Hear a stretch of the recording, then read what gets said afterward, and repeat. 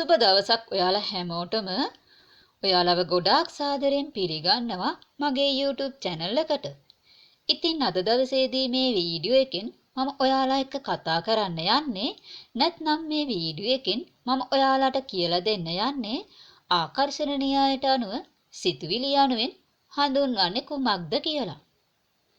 ඉතින් මේ සිතුවිලි කියලා හඳුන්වන්නේ ඔයා පිට කරන වචන, ඒ වගේම ඔයා වචන කියන්නේ නැතුව හිතේ තබාගෙන ඉන්න සිතුවිලි මෙයට අයත් වෙනවා. පැහැදිලි නේද?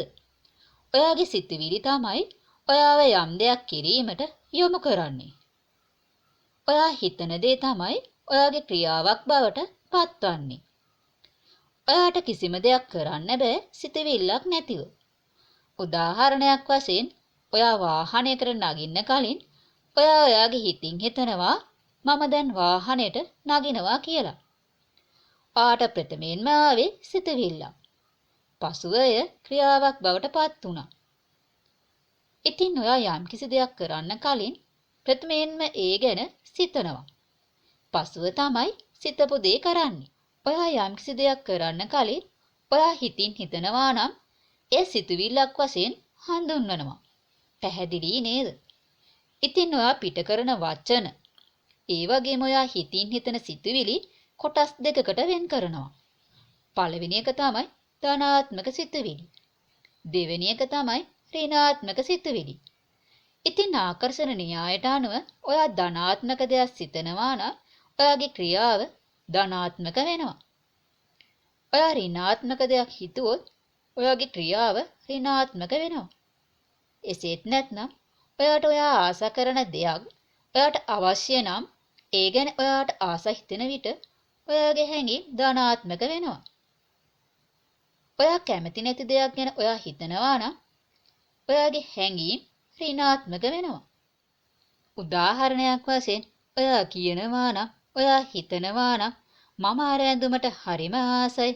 අනේ ඒ ඇඳුම හරිම ලස්සනයි. එහෙම ආසාවෙන් දෙයක් ගැන කියනවා නම් ඔයාගේ සිතුවිලි ධනාත්මක වෙනවා.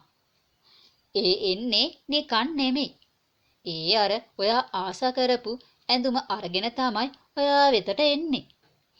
ඒ වගේම තමයි ඔයා හිතනවා නම් කියනවා නම් බලන්න අර ඇඳුම ගණන් වැඩි. ඒ ගානට වටින්නේ නෑ. ඒක ඍණාත්මක සිතුවිල්ලක්. ඔයාගේ හැඟීම් ඍණාත්මකයි. ඉතින් ඒ ඍණාත්මක සිතුවිල්ල ඒ විදිහට ඔයාගේ පැත්තට එනවා. ඒ එන්නේ නිකන් නෙමෙයි. ඔයාට අර ඇඳුම අහිමි කරගෙනයි. එතකොට ඇඳුම ඕන වෙන්නේ නෑ. හැමදේම ගණන් වැඩි. ඔයාට ඔයා ආස කරන ඇඳුම ලබා ගන්න වෙන්නෙම නෑ. මේ ලෝකයේ තුල ඉන්න මිනිසුන් වැඩිපුරම කතා කරන්නේ, සිතන්නේ Taman ආස කරන දේවල් නෙමෙයි. Taman අකමැති දේවල් ගැන තමයි නිතරම කතා කරන්නේ. Taman ආස කරන දේවල් ගැන කතා කරන්නේ හරිම අඩුවෙන්. එවිට ඍණාත්මක සිතුවිලි හැඟීම් ඉස්මතු වෙනවා. එයින් වෙන හානිය තමයි ජීවිතයේ ආස කරන දේවල් ඈත් වෙනවා. හොඳ දේවල් එයාලගේ ජීවිතයට ලැබෙන්නේ නැහැ. ඉතින් මේ ප්‍රශ්න තියෙන මිනිසුන් නිතරම සිතන්නේ Tamanගේ ප්‍රශ්න ගැන. හැම වෙලාවෙම දුකින් ඉන්නේ. එවිට නැවත නැවත එයාලට දුකම උරුම වෙනවා.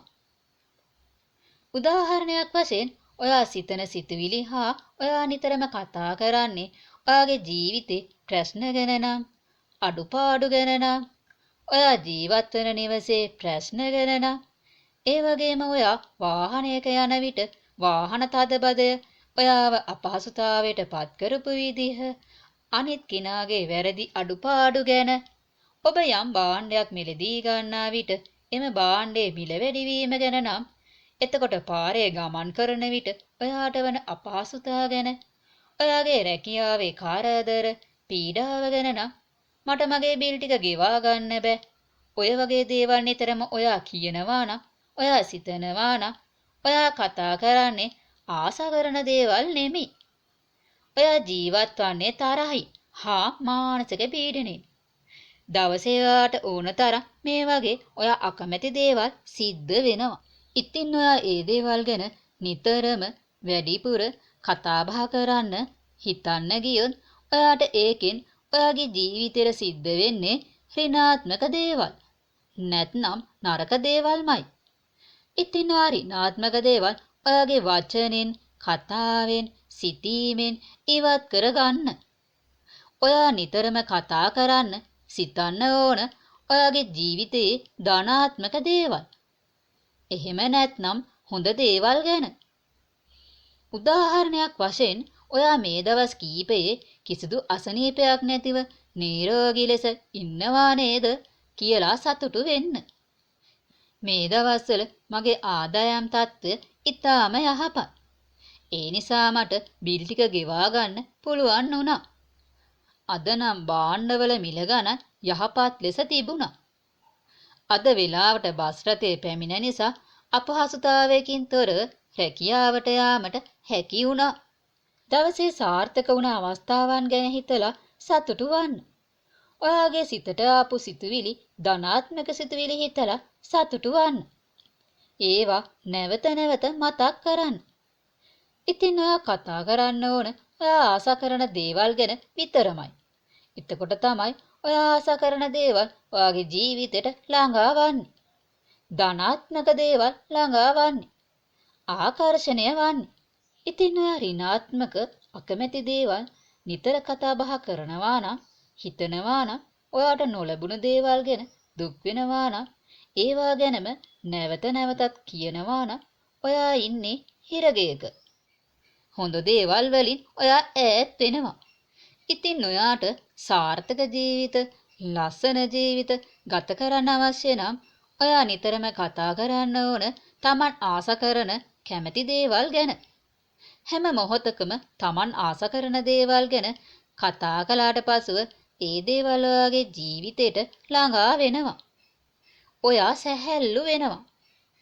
ඔයාට නිදහසේ ජීවත් වන්න පුළුවන්. ඔයා ආස කරන්නේ මොනවාද? ඒ දේ පමණක් කතා කරන්න, සිතන්න. ඔයා නිදහස් සාර්ථක කෙනෙක් බවට පත් වෙයි. ඉතින් ඍණාත්මක දේවල් ඔයාට සිද්ධ වෙලා තියෙනවා නම්, දැනටත් සිද්ධ වෙනවා නම් ඔයා කරන්න ඕන එක දෙයයි. ඒවා ඔයාගේ ජීවිතයට ලං කර නොගන්න. තරහා, වෛරය, ක්‍රෝධය හිතන්න එපා. ඉතින් ඔයාගේ අලුත් සිතුවිලි ගැන හීන මවන්න. ඒ වෙනුවෙන් ලෑස්ති වෙන්න. ඔයාගේ ජීවිතයට නැති දේවල් ගැනවත්, සිද්ධ වුණ දේවල් ගැනවත් නැවත කතා කරන්න එපා. ඒ වෙනුවට ඔයා ආස කරන යහපත් දේවල් ගැන කතා කරන්න. ඔබට ගැළපෙන ලස්සන ජීවිතය ඔබට ලැබේවි. ඉතින් ඔයාට ජීවිතය වෙනස් කරන්න පුළුවන්. ඔයා ආස කරන දේවල් ගැනම හිතන්න. ඔයාගේ චේතනාව යහපත් ලෙස හිතා ගන්න. ආකර්ෂණ නීතියට අනුව ඔබේ ධනාත්මක සිතුවිලි, වචන යහපත් වූ විට එය ඔබට ආකර්ෂණය වෙනවා. ඉතින් සිතුවිලි, වචන පිළිබඳව මේ විදිය ඔයාලට පැහැදිලි ඇතැයි කියා මා විශ්වාස කරනවා. ඉතින් මේ වීඩියෝ එකට කැමති නම් ලයික් කරන්න සහ සබ්ස්ක්‍රයිබ් කරන්න. ඒ වගේම බෙල් අයිකන් එක ක්ලික් කරලා තබා ගන්න. ඒ වගේම මේ වීඩියෝ එක යම්කිසි කෙනෙකුට ප්‍රයෝජනවත් වෙයි කියලා හිතනවා නම් ෂෙයා කරන්න. ඉතින් නැවත හමු වෙනතුරු ගිහින් එන්න. ඔබට සුබ දවසක්.